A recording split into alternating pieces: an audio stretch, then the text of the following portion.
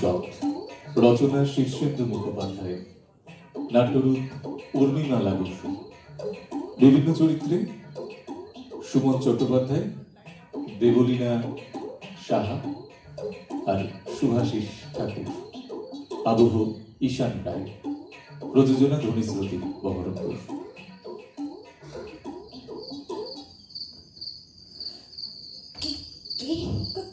নিঃশ্বাস পড়লো মনে হলো। এই শুনছো, তুমি কিছু বুঝতে পারনি? দিকে তো মৌদারটা মাটি করে কেউ না, আমার নিঃশ্বাস মশারি ঘেরা টোপে তুমি আমি ছাড়া কে আছে এ ঘরে? না গো, বিশ্বাস করো আমার কোনো ভুল হয়নি। তুমি তোমার ডান দিকে আছো, কিন্তু আমার বাঁ দিকের কাঁধে স্পষ্ট যেন নিঃশ্বাস পড়লো জানো। কি ব্যাপার বলো তো, সারা দুপুর আজ ভৌতিক গাল গল্প পড়েছো বলে মনে হচ্ছে। এসো কাছে এসো, লক্ষ্মী মেয়ের মতো ঘুমিয়ে পড়ো দেখি।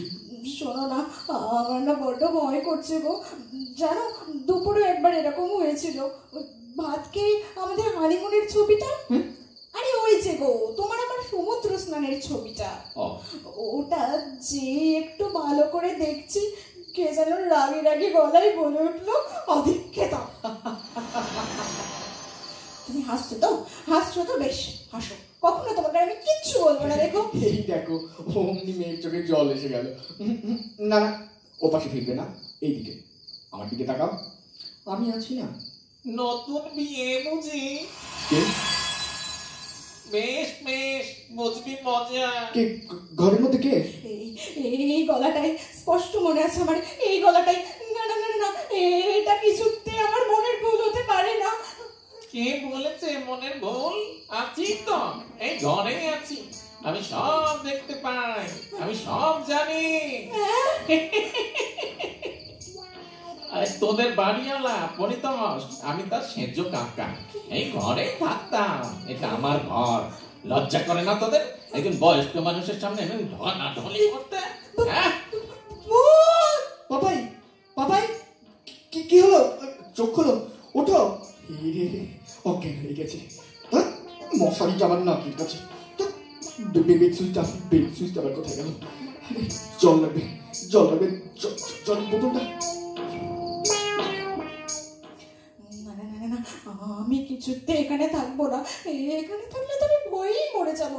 সারাদিন তুমি অফিসে থাকবে আর আমি এবারেতে একা।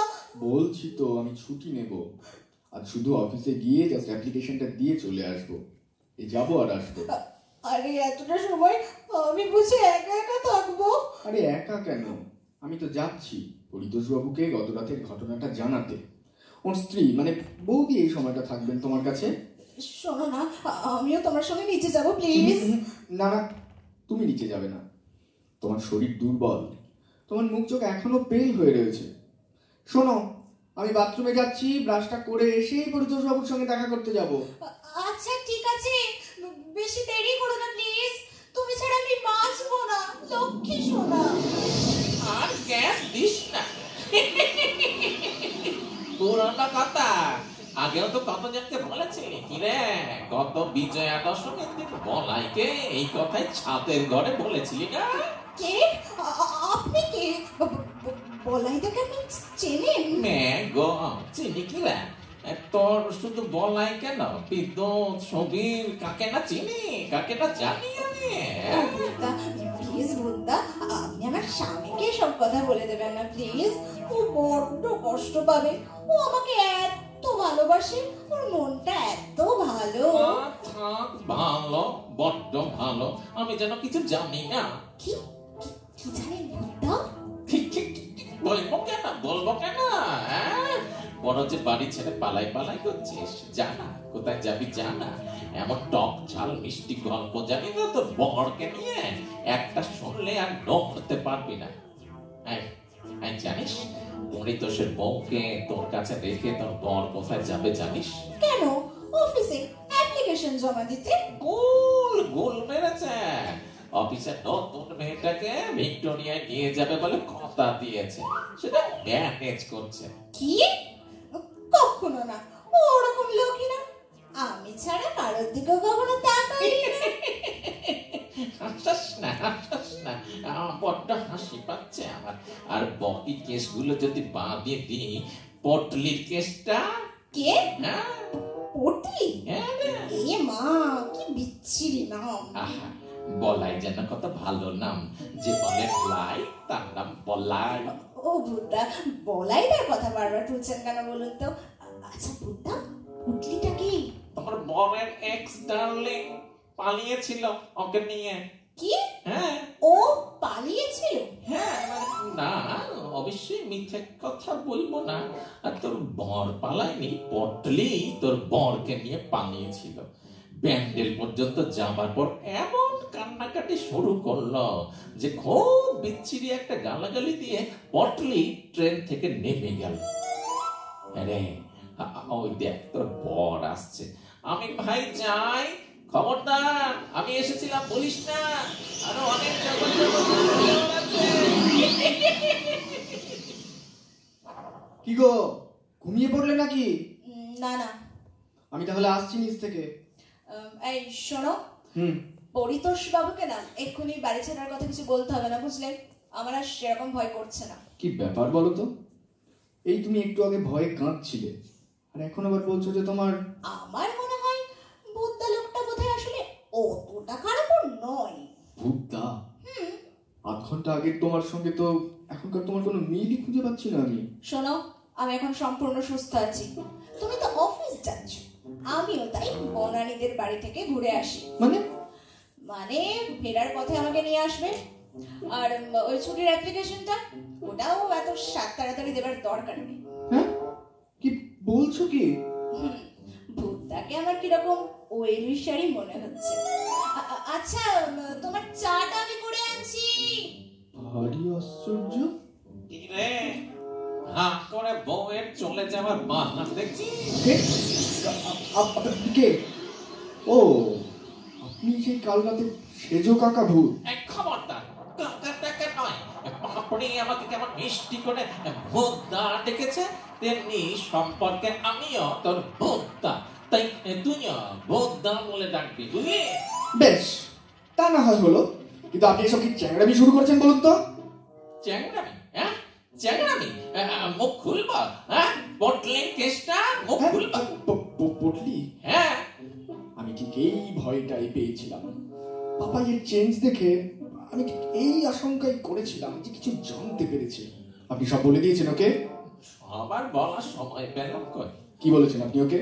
বেশি কিছু না, শুধু ওই তোর পটলির কেসটা আর ওই ভিক্টোরিয়ায় আজকে। সর্বনাশ করেছেন আপনি। কি হবে এখন? ও আর আমাকে বিশ্বাস করবে? ইস, কি নির্ভরটাই করে আমার উপর। আধ ঘন্টা ফিরতে দেরি হলে ব্যালকনিতে দাঁড়িয়ে থাকে আমার পথের দিকে চেয়ে, আর আপনি ওকে। শোন শোন শোন, তুই যেমন এখন ভিক্টোরিয়ায় যাবি, তোর বউ তেমনি বনানীর নাম করে বনাইদার কাছে যাবে। বলাইদা? হ্যাঁ, সে কে? আছে আছে, মানে ছিল, মানে অল্প অল্প আছে। বিদ্যুতের কথাটা তুই জানিস না, আর সমীরের কথাটা না হয় বাঁধি দিলাম। প্লিজ বুদ্ধা, স্টপ, থামান। আমার শরীর খারাপ করছে, আমি একদিনে আর এত নিতে পারছি না। আমি বুঝতে পেরেছি আপনি সব জানেন, শুধু একটা কথা, আমার মাইনের কথাটা কি বলে দিয়েছেন ওকে? ভেবেছি বলবো, তুই ওর বাবাকে 50,000 টাকা বলে গুল মেরেছিলি, আসলে তোর মাইনে 32,000। ছেড়েছে। প্লিজ বুদ্ধা, প্লিজ, আপনি এটা ওকে বলবেন না বুদ্ধা, কত ছোট হয়ে যাবো তাহলে। কেন কেন ছোট হবি কেন? তুইও তো তোর বউয়ের বিএ পাসের সার্টিফিকেটটা দেখতে চাইবি। তাতে এবার কি আছে? ও অনার্স গ্রাজুয়েট। টুপি টুপি পেলে পাস কর, মানে ওই তোর বউয়ের পাস কর। দেখো, তোর বউয়ের চুরির আওয়াজ পাচ্ছি। চললাম, বাই বাই। শোনো, তুমি আজ কোথাও যাবে না। কেন বলো তো? আমার ইচ্ছে নয় তাই। তুমি কি আমার গাধা পেয়েছো? আমি জানি না বনানীর নাম করে তুমি বলাইয়ের সঙ্গে দেখা করতে যাচ্ছ। ও তাই না? তা তোমার অফিসে তো আজ ভিক্টোরিয়ায়। বাজে কথা বলবে না। তুমিও চুপ করবে, অসভ্য মিথ্যাবাদী কথা। তুমি নিজে কি? তুমি মিথ্যে কথা বলো না? বেশ করি বলি, আরো বলবো। আমি চললাম। পাপড়ি, তুমি যাবে না? হ্যাঁ যাবো। আসতে পারি বিমান বাবু? আসুন আসুন, মানে পাপাই বলছে যে রোজ রোজ অফিসে যাওয়াটা নাকি ঠিক না। কিছু তো বুঝতেই চায় না যে আমারও বাড়িতে থাকতে ইচ্ছে করে, কিন্তু চাকরি, উপায় নেই। ও ও কিছু না, আপনি বসুন। তা ম্যাডামকেই বা দোষ দিয়ে কি করে বলুন তো? এই তো সবে 6 মাসের বিয়ে, এখনই কি চাকরি অফিস এসব শুনতে ভালো লাগে কারো? হ্যাঁ, দেখুন না দাদা, আপনি কিরকম এক চান্সে বুঝে গেলেন, অথচ খালি তর্ক। আমিও তাই ঠিক করেছি, আজকে বাড়িতে আমি একা একা কিছুতেই থাকবো না, বনানীদের বাড়ি আমি যাব। কিন্তু ম্যাডাম, আপনার হাতের এক কাপ চায়ের জন্য যে মনটা আমার। চা দিচ্ছি দিচ্ছি, কতটুকু সময় বা লাগবে? আপনি একটু বসে, আমি এক্ষুনি করে যাচ্ছি।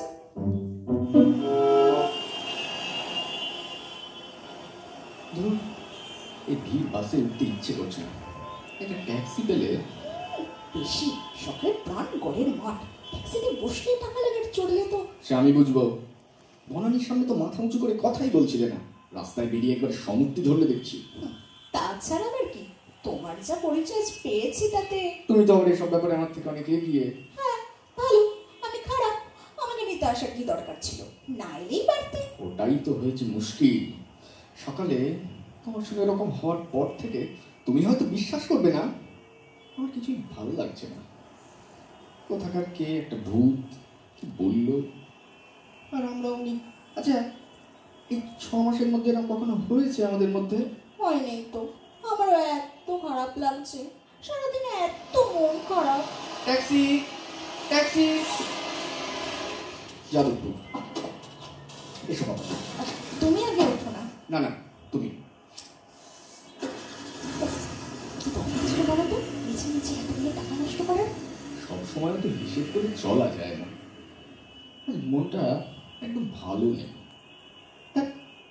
তুমি একটু দূরে বসে আছো কেন? একটু কাছে এসে বসো না। না, রাস্তা, লোক যাচ্ছে। হাতটা দেবে? সব দেখছি কিন্তু। উফ, ভগবান, এখানেও ধাওয়া করেছে। কোথাও শান্তি দেবে না আমাদেরকে?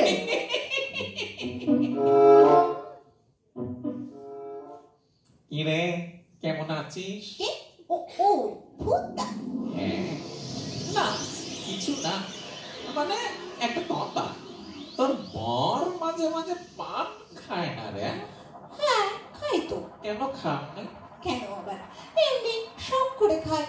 না রে, শখ করে নয়, যেদিন মজ করে বাড়ি ফেলে, মানে বোতল পানের গন্ধ ঢাকতে গিয়ে মুখে পান দিয়ে আসে।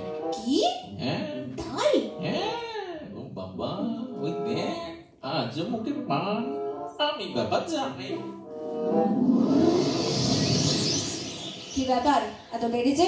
কয়েক ডুকটে যে করছে বলে মনে হচ্ছে। দরকার হলে যেটা করতেই হয়। অফিসে অডিট পার্টি এসেছিল। ও, অডিট পার্টি?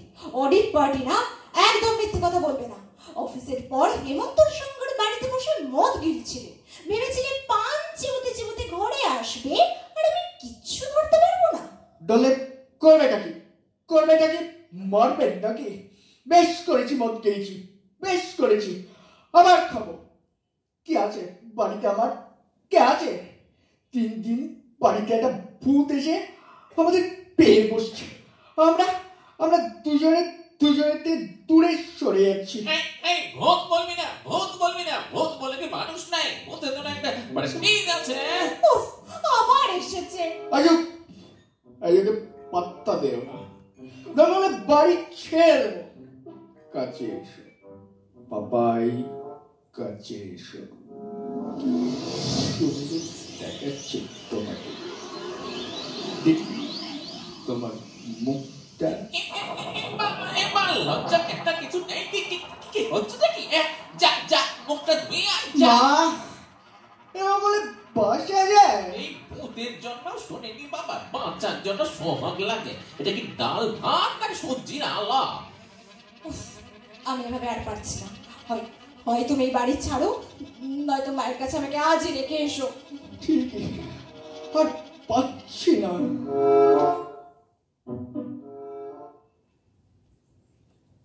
পাপাই, আজ সন্ধ্যাবেলা তৈরি থেকো, গান শুনতে যাব, তারপর রাতে বাইরে খেয়ে ফিরবো। আমিও যাবো। আবার আবার এসছেন আপনি? এমন মর দেবো না, যাচ্ছি বাড়িওয়ালার কাছে। একটা চোর লোক, ভাড়া দেওয়ার সময় বলতে পারেনি একটা ভূত বসে আছে বাড়ির মধ্যে। যা না, যা যা, আমার নামে বলে দেখ একবার, বুঝবি মজাটা। যা।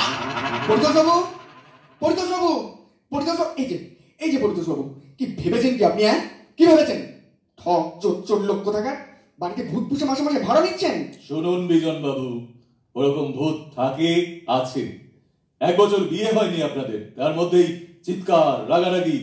আরে মশাই, ভূত বলে যদি কিছু থাকে তা আপনাদের মনের মধ্যে। কি? হ্যাঁ, আপনাদের মনের মধ্যে।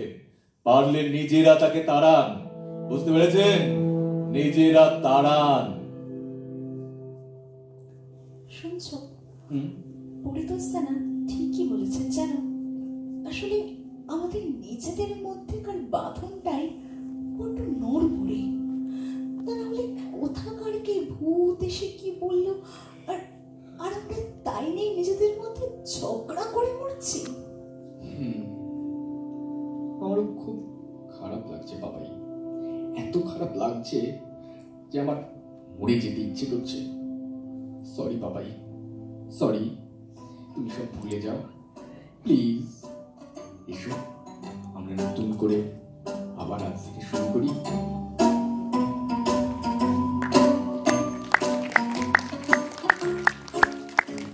পরের নাটকের জন্য আমরা মঞ্চে ডেকে নেব। মোহরের কাজটা আমি করে দিচ্ছি এখান থেকে বসে বসে। কলকাতা থেকে আগত শিল্পী পার্থ বসু এবং রাতুলা বসু, ওনাদের যে গোষ্ঠী তার নাম মনন।